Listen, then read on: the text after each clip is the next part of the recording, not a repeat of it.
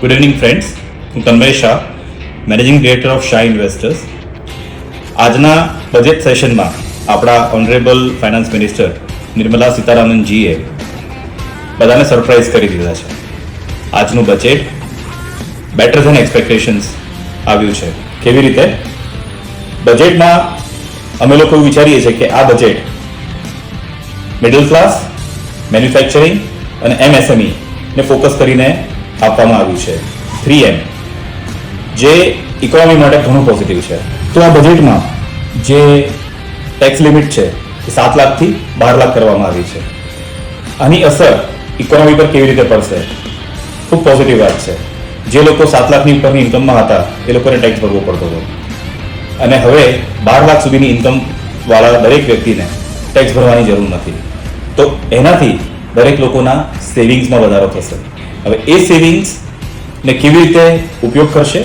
તો એમાં કાં તો કન્ઝમ્પશન થશે, પોતાની લાઈફસ્ટાઈલ સુધારશે, એને હેલ્થ, એજ્યુકેશન અને અલગ અલગ જગ્યાએ ઉપયોગ કરશે, પોતાની લિવિંગ સ્ટાઇલ સુધારશે. એ ઓવરઓલ ઇકોનોમીને ઘણું સારી રીતે ઇફેક્ટ કરશે. જોવામાં જઈએ તો આમાં FMCG, ઓટોમોબાઈલ, ઇલેક્ટ્રોનિક્સ જેવી કન્ઝ્યુમર ગુડ્સની કંપનીઓ છે એ દરેકને ફાયદો થશે. એ દરેક લોકો, એ દરેક કંપની, એ ઇન્ડસ્ટ્રી હવે એ પ્લાનિંગ કરશે કે હવે આ ડિમાન્ડને પહોંચી કેવી રીતે વળવું. એટલે આ દરેક ઇન્ડસ્ટ્રીમાં આપણને કેપેક્સમાં વધારો જોવા મળશે. એ કેપેક્સમાં જે વધારો થશે એ ઓવરઓલ ઇન્ફ્રાસ્ટ્રક્ચરને સપોર્ટ કરશે. આના ઉપરાંત બીજી આપણે વસ્તુઓ જોઈએ તો પોઝિટિવ શું છે? તો ફિસ્કલ ડેફિસિટ નીચે આવશે, જે ઘણું પોઝિટિવ છે. GDP ગ્રોથ ઇઝ એક્સપેક્ટેડ કે એ પણ 6.8% તો રહેશે જ.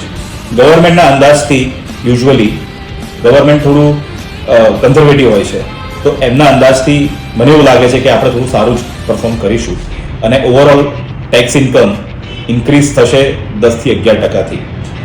ઇન્ફ્રાસ્ટ્રક્ચર કેપેક્સના પણ એસ્ટિમેટ્સ ઓલમોસ્ટ લાસ્ટ યર જેટલા જ રહ્યા છે, જે છે 11.21 લાખ કરોડ. એટલે ઇન્ફ્રાસ્ટ્રક્ચરમાં જે પણ ડેવલપમેન્ટ જે ગતિથી ચાલે છે એ ગતિ એઝ યુઝ્યુઅલ રહેશે.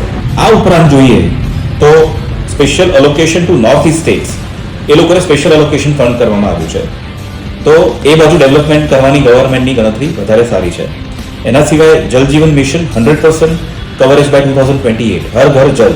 ઇટ મીન્સ કે એમાં ગવર્મેન્ટ એવું ઈચ્છે છે કે દરેક ઘરમાં 2028 સુધીમાં પાણી પહોંચી જાય. એમાં પણ ઇન્ફ્રાસ્ટ્રક્ચરમાં ઇન્વેસ્ટમેન્ટ સારું થશે. રિન્યુએબલ એનર્જીમાં ગવર્મેન્ટે સારું ફોકસ રાખ્યું છે.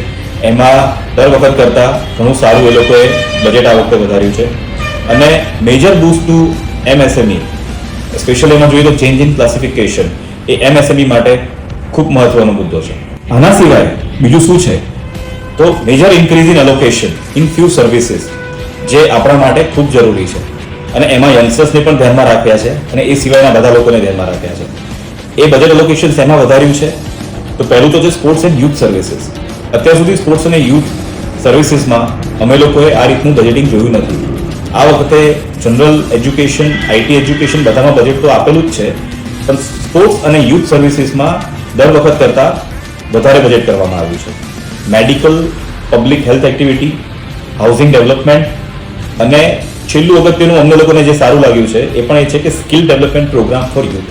અત્યારે દરેક જગ્યાએ યુથને કોઈ બી વસ્તુમાં જે પણ લેબર હોય કે કોઈ બી જાતની સ્કિલ મિસિંગ છે તો એની શોર્ટેજ જોવા મળતી હોય છે. તો એનો ગવર્મેન્ટે સ્પેશિયલ પ્રોગ્રામ રાખ્યો છે અને જેમાં એ લોકોએ બજેટ વધારે એલોકેટ કર્યું છે, જે ખૂબ પોઝિટિવ છે. તો આ બજેટ ઇન્ડિયન ઇકોનોમી અને યુથ દરેક લોકોને ધ્યાનમાં રાખીને આપવામાં આવેલું બજેટ લાગે છે, જેમાં બિઝનેસમેનથી માંડીને જે લોકો કામ કરે છે, જે લોકોને સ્કિલ ડેવલપમેન્ટમાં જરૂર છે, કે દરેક વ્યક્તિને આ બજેટ ખૂબ રીતે સારી રીતે સપોર્ટ કરશે. We are very happy four it. We really feel કે આ ખૂબ પોઝિટિવ બજેટ છે અને હવે જે માર્કેટમાં અત્યારે જે કરેક્શન મોડ જોવા મળ્યો છે એ 100% અહીંયાથી ફરતું જોવા મળશે. Thank you.